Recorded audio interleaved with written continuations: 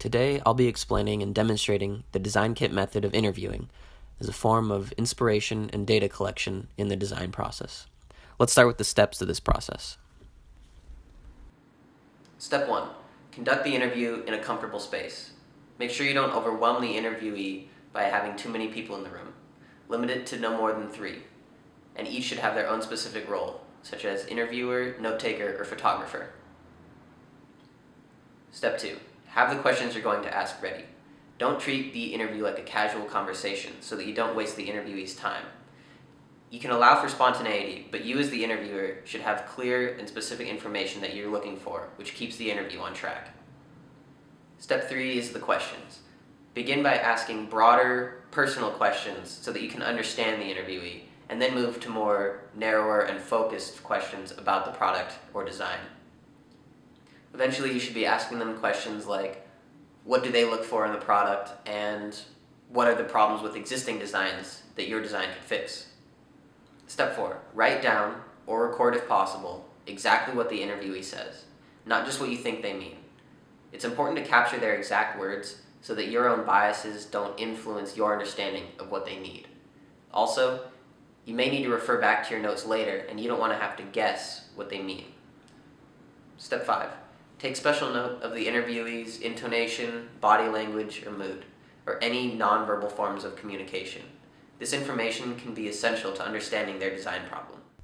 To demonstrate the process, I'm interviewing my roommate Kyle, who wants to get a tattoo and asked me to design it for him.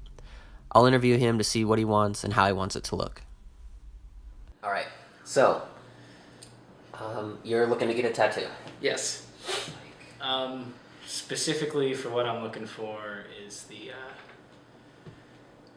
Aesop Rock Nunchuck Pass cover, that kind of almost cartoony kind of style that they have for their caricatures on for the front of the album. Little dudes dressed as animals, that kind of thing. Yeah. Okay. Any tattoo that I get will be something really personal for me, not really a statement or anything like that. It'll just be generally probably something pretty small that just means something to me, a lyric. Yeah, I would like it on my, probably like, on my shoulder, and not something huge, maybe about 4 inches high. Yeah, 4 inches. Maybe even something a little bit smaller. What I would really like is there's a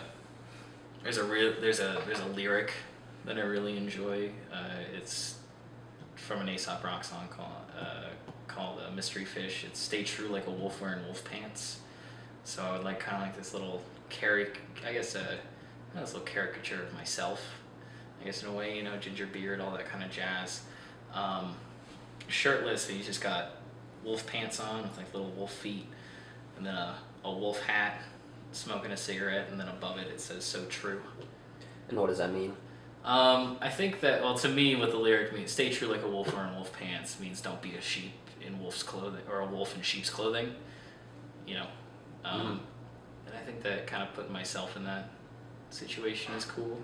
Yeah, something full color. It's gotta, I think that with I think a little bit of it would be lost. I think if you're gonna get a tattoo, might as well go all out. Unless the album cover has kind of like this dark gray and muted green kind of shade to it. Those are the colors that are used in it. I'd probably use a similar shade of gray, have kind of the same graphic novel kind of black outline around everything, and then probably a cool font for, "Stay true." I don't want just Comic Sans on my arm or some shit like that. Yeah. Alright, thank you. Cool. Alright, so now I've done a few concepts based on my interview with Kyle. The next step in the design process would be to get these designs back to him for his comment and see what works and what doesn't, what he likes, and what we could change. So now the pros and cons of the interview method. The biggest advantage of the in-person interview is it's the best way to collect this type of qualitative data. If I were asking him these same questions over phone or email, it wouldn't allow for the same conversation, and it wouldn't allow us to arrive at the same design conclusion as easily. Another advantage of the interview is how focused it is. Even though a survey or an email is more convenient for the client, they're often going to be distracted, and it's going to detract from the quality of information that you can get from them in that way. So now the disadvantages of this method.